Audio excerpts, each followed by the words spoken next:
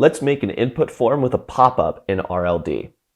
To get started, go to Input Forms and add a new input form. Once you're there, let's go ahead and get a button and place it at the top of the screen. Change the words and labels to say Open. We'll come back to this button here in a sec. Now go to Grouping, click and drag a group on top of the screen.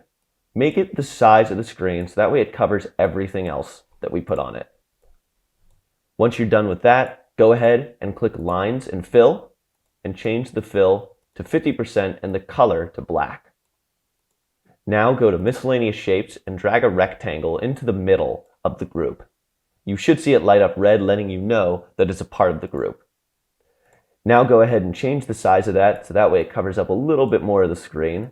And let's change its fill to 100%. Now let's go grab another button and place it right in the middle of that square.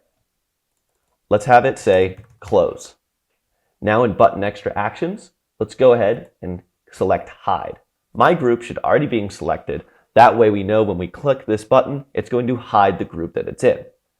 Let's go ahead and select that group again, click on Group Settings, and click Hide Initially, so that way it doesn't show up when our users first get to the form.